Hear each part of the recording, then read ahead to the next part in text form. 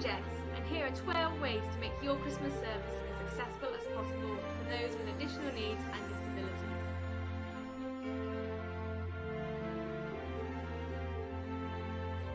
The first way to include everyone is to ensure that you have good access into the building, disabled parking available, and a good accessible toilet which is clearly signposted.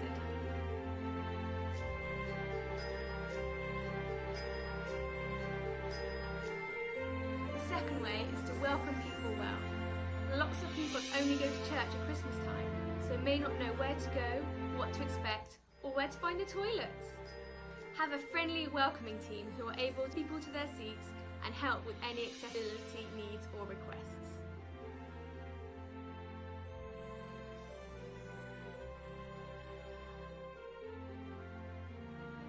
The third way is to be clear at the beginning of your time together about what will happen throughout the duration of your service. Will there be singing? Will there be talking? Will there be a chance to share food and to socialise and mingle together?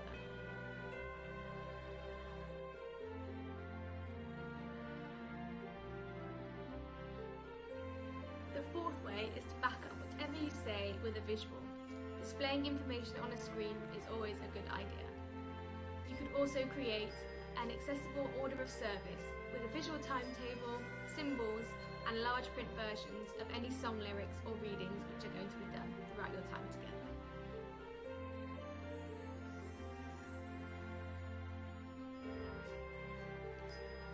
The fifth way is to be sure to give warning if there be loud noises or flashing lights throughout your service. Loud music might be expected, but other loud noises might not be, and the last thing we want to do is cause anybody any harm. If you are planning on having flashing or strobe lighting, be sure to put this in your pre-service information and to explain at the beginning when in the service this will happen.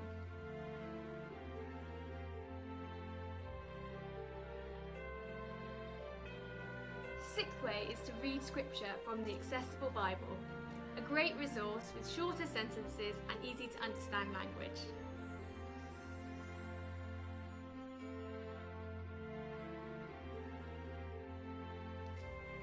The seventh way is to provide a quiet space. This could be a side room or a foyer, somewhere where people can go if they are just feeling a bit overwhelmed and need somewhere to retreat to.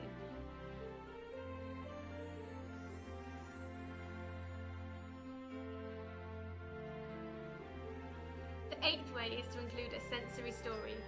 This works best if you have a smaller group and is a really great way of engaging our senses by breaking the Christmas story down into sentences and using different items to engage us in the story. You could smell some frankincense or myrrh or something similar to that. You could feel some straw, you could listen to a donkey sound. All of these things help us engage with what we are learning about the Christmas story.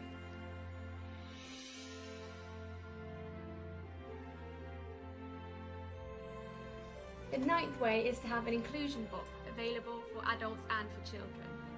This can include some fidget toys, sensory items, ear defenders, and some smaller visual timetables.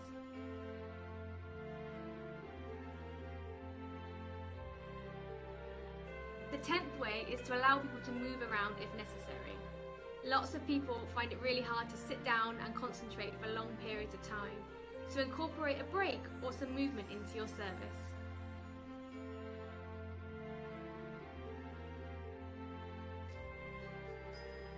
The 11th way is using signs to support what you are saying at the front of the service. There are some great Christian Christmas Macathon resources now available on YouTube. Go and have a look. Perhaps you could teach your congregation how to sign a verse of the carol, or you could teach them how to sign Happy Christmas to each other at the end.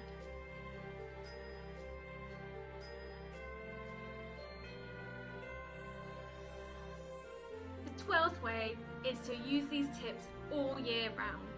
They will encourage everyone to be able to engage with your services all across the year.